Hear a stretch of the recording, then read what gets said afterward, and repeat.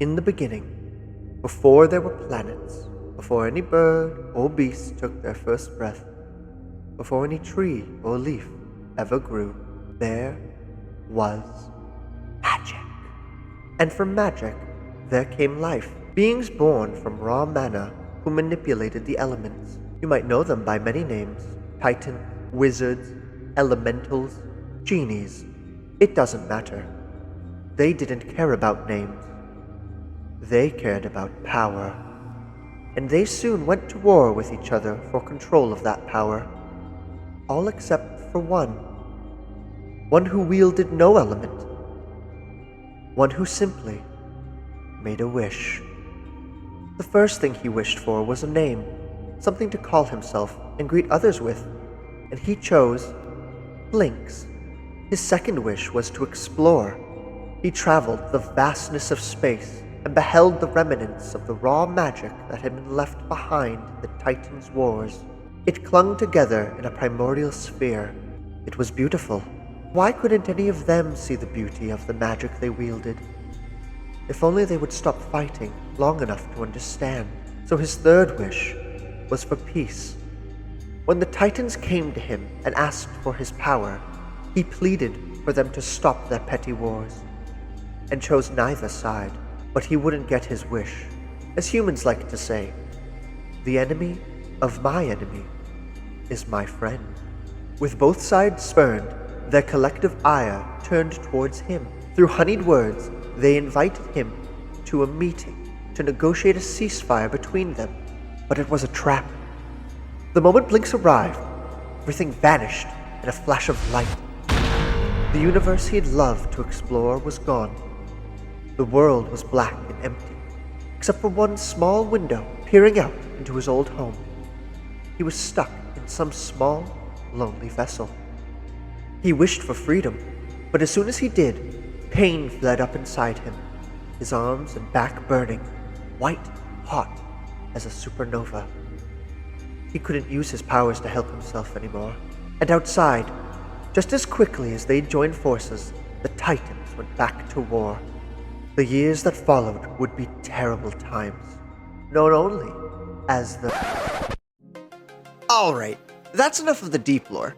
I think I covered the whole how Genie gets trapped in a lamp bit good enough.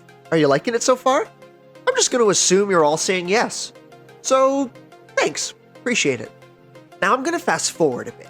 Let's say 66 million years ago or so, give or take. There I was, floating through space in my lamp, minding my own eternal business, being trapped for all eternity and all that, when out of nowhere, I got hit by a giant floating rock, and it sent me crashing down to your planet.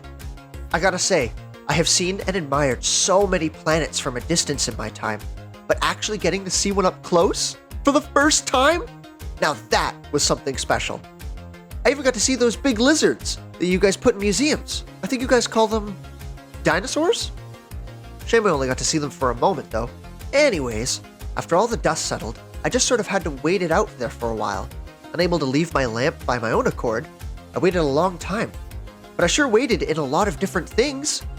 I got to wait in sand, I waited in the grass, I even got to wait underwater, though I prefer to call it long-term deep-sea diving.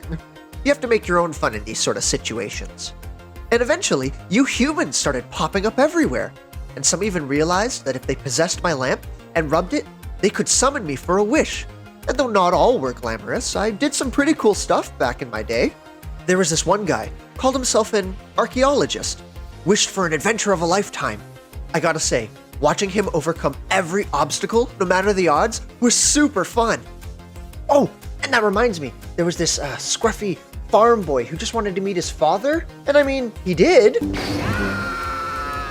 It just didn't turn out the way he hoped. But hey, that's just how the wish gets granted sometimes.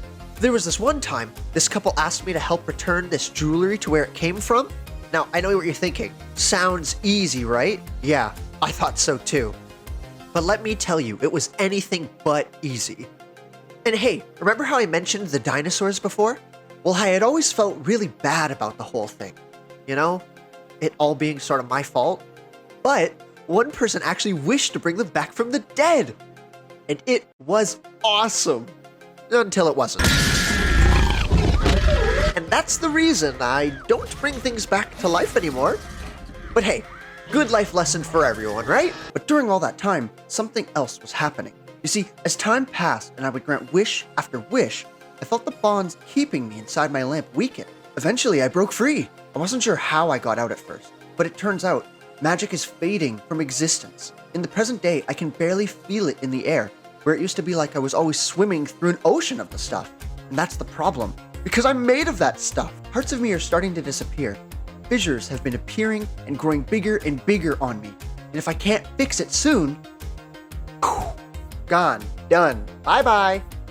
but don't worry, I've got an idea, and that's where you all come in. You see, my power-hungry brethren from all those years ago would have thought that only great power itself could restore magic or save me from disappearing. Through the friends that I have made these past years, What I found to be true is quite the opposite.